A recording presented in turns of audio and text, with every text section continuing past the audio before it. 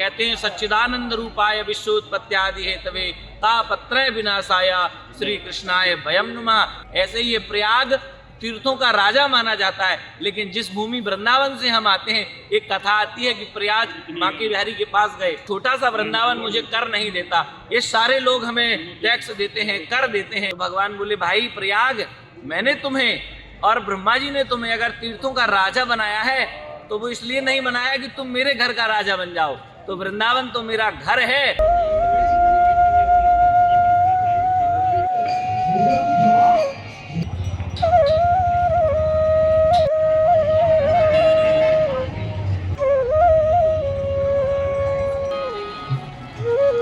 राधे राधे मित्रों, ब्रज भाव में आप देखिएगा हमारे साथ हैं प्रयागराज महाकुंभ में अवध सरकार जी, और इनसे हम बात करते हैं क्या कुछ कहते हैं अवध सरकार यहाँ कुंभ में आके और कैसा अद्भुत नज़ारा दिव्यता भव्यता का है।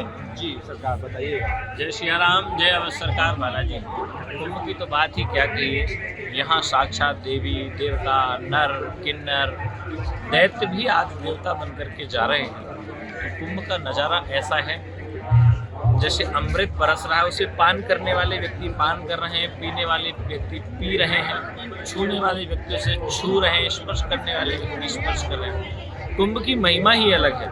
प्रयागराज तीर्थों का राजा है, और आज हम भी श्री गोवर्धन नाथ से प्रार्थना करके गिरिराज जी को भी यहाँ लेके आए हैं कि हे गिरिराज जी, वैसे तो आप यहाँ विराजमान हैं, आप चलें तीर्थराज हमारे साथ।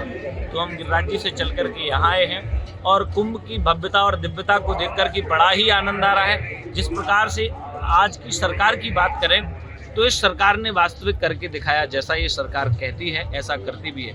ऐसी सुंदरता, ऐसी व्यवस्था, ऐसी दिव्यता और भव्यता आज बीजेपी सरकार के द्वारा भी ये बहुत अच्छा कार्य हो रहा है। यहाँ साफ सफाई की बात करें, व्यवस्था की बात करें, योगी जी कहते हैं कि 6 करोड़ की व्यवस्था स्नान करने के लिए नहीं, उन्होंने 10 करोड़ की व्यवस्था की है। 6 करोड़ तो स्नान करेंगे, लेकिन अगर 12 किलोमीटर तक लेंथ बनाई गई है तो ये थोड़ी बात नहीं है। ये बीजेपी के लिए बहुत अच्छी बात है कि उनके ही शासनकाल में कुंभ और महाकुंभ आ रहा है, तो उनके लिए भी अच्छी बात है। और संत समाज इस सरकार से बहुत ही खुश है। साधुवाद और आशीर्वाद, कुंभ में आने वाले दर्शकों को बहुत बहुत शुभकामनाएं, आशीर्वाद। विशेष ध्यान, बूढ़े व बच्चे कुंभ में आने से परहेज करें। बूढ़े व बच्चे कुंभ में आने से परहेज करें। कोई दुर्घटना हो गई, कोई बात हो गई तो क्या होगा कि भगवान उसमें बदनाम होता है कि हम कुंभ गए थे, हमारे साथ ऐसा हो गया, हमारे बच्चे खो गए, हमारे बच्चों को घटना हो गई। इसलिए ध्यान दें, आप अभी बसंत पंचमी तक अगर बड़े हैं, बच्चे हैं आपके साथ, उनका ध्यान रखें। अगर आप बड़े बूढ़ों का ध्यान रख सकते हैं, बच्चों का ध्यान रख सकते हैं, तो भी आप कुंभ में आवें। स्टेशन से कल के द्वारा बसें डाइवर्ट कर दी जाएंगी, इसलिए 12 किलोमीटर का रनिंग रहेगा, संगम से लगभग 18 किलोमीटर का रनिंग रहेगा। तो आपको ये जानकारी बता दे रहे हैं हम। जो भी लोग कुंभ आ रहे हैं वो अब या तो ना आए या आए तो आप बसंत पंचमी के बाद आएँ। बूढ़े और बच्चे विशेष तरह से ध्यान दें ताकि आपको कोई तकलीफ ना हो पाए। सरकार की तरफ से भी व्यवस्थाएं हैं, हम साधु संतों की तरफ से भी खूब व्यवस्थाएं। 24 घंटे से भंडारे चल रहे हैं, रहने की सुविधा उपलब्ध है, खाने की सुविधा उपलब्ध है, बस आपको अपना ध्यान देना होगा। तो जय सिया राम। ये था दिव्य और भव्य। कहते हैं सच्चिदानंद रूपाय विश्वोत्पत्त्यादि हेतवे तापत्रय विनाशाय श्री कृष्णाय वयं नमः। ऐसे ही ये प्रयाग तीर्थों का राजा माना जाता है, लेकिन जिस भूमि वृंदावन से हम आते हैं, एक कथा आती है कि प्रयाग बांके बिहारी के पास गए और बोले भगवान ये छोटा सा वृंदावन मुझे कर नहीं देता, ये सारे लोग हमें टैक्स देते हैं, कर देते हैं, लेकिन ये आपका वृंदावन जो है हमें टैक्स नहीं देता। तो भगवान बोले भाई प्रयाग, मैंने तुम्हें और ब्रह्मा जी ने तुम्हें अगर तीर्थों का राजा बनाया है तो वो इसलिए नहीं बनाया कि तुम मेरे घर का राजा बन जाओ, तो वृंदावन तो मेरा घर है, तुम तीर्थों के राजा हो सकते हैं। तो वृंदावन तो भगवान का घर है, और प्रयागराज तीर्थ यहाँ गंगा जमुना सरस्वती की त्रिवेणी है। कहते हैं जो भी व्यक्ति यहाँ स्नान करता है उसके कलमश हट जाते हैं।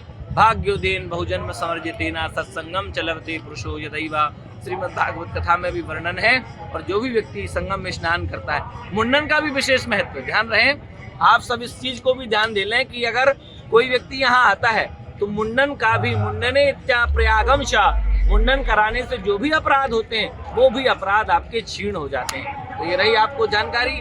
जय सिया राम, जय अवध सरकार बालाजी। ये थे हमारे साथ अवध सरकार, और बड़ा ही सुंदर और भव्य इन्होंने प्रयागराज नगरी के बारे में बताया और बड़ा ही सुंदर आनंद यहाँ देखने को मिला। ये भक्त भी हैं, क्या कुछ कहेंगे ऐसा सुंदर भव्य दिव्य नज़ारा देख करके? क्या कुछ लग रहा है आपको सब देख करके? बहुत अच्छा लग रहा है। भाग्यशाली हैं जो हम इस धरती पे, इस पावन धरती पे आए हैं।